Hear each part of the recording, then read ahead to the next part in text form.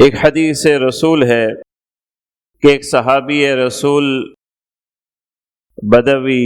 اللہ کے رسول صلی اللہ علیہ وسلم کی خدمت میں حاضر ہوا اور آ کر کے سوال کیا، یا رسول اللہ متی الساعہ، اللہ کے رسول مجھے بتائیے قیامت کب آ رہی ہے، کون سے دن آئے گی، کون سے مہینے آئے گی، کب آئے گی یہ قیامت؟ اللہ کے رسول صلی اللہ علیہ وسلم نے اسے جواب اس انداز میں فرمایا، کہا کہ قیامت کا وقت جاننے کو چھوڑو،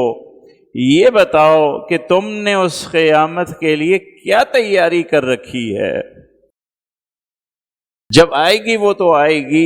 مگر تم سے یہ سوال ہے کہ تم نے اس قیامت کی تیاری کیا کر رکھی ہے؟ جب یہ قیامت برپا ہو جائے گی، کس تیاری کے ساتھ اس قیامت میں کھڑے ہوگے؟ کن اعمال کے ساتھ؟ کیا تیاری ہے تمہاری؟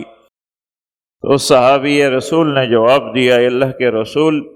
میری زندگی میں کوئی ایسے بڑے اعمال میرے ساتھ نہیں ہیں، صرف میں اگر اپنی زندگی میں دیکھتا ہوں تو میری زندگی میں جو عمل مجھے نظر آتا ہے وہ یہی ہے کہ میں اللہ اور اس کے رسول سے محبت کرتا ہوں، میرے پاس یہی ہے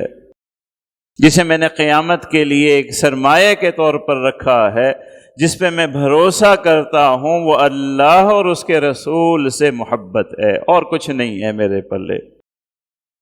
جب اللہ کے رسول صلی اللہ علیہ وسلم نے یہ جواب سنا تو فرمایا ٹھیک ہے، پھر ٹھیک ہے، اور یہ جملہ ارشاد فرمایا کہ المرء مع من احب۔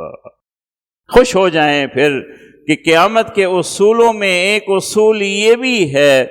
کہ قیامت کے دن انسان اس شخص اور اس ذات کے ساتھ کھڑا ہوگا زندگی میں جس کے ساتھ محبت کے تعلق کو نبھاتا رہا ہے، تو پھر آپ کو فکر کی ضرورت ہی نہیں ہے۔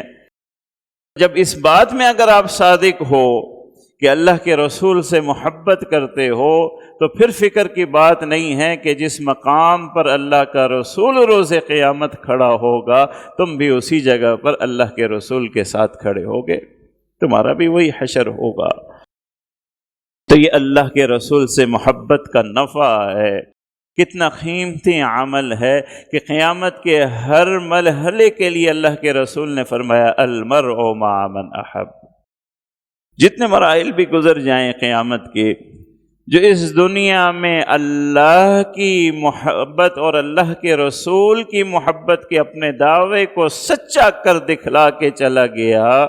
تو پھر ہر مرحلے میں وہ کامیاب ہے، کیونکہ وہ اللہ کے رسول کے ساتھ ساتھ تعلق میں آگے بڑھ رہا ہے۔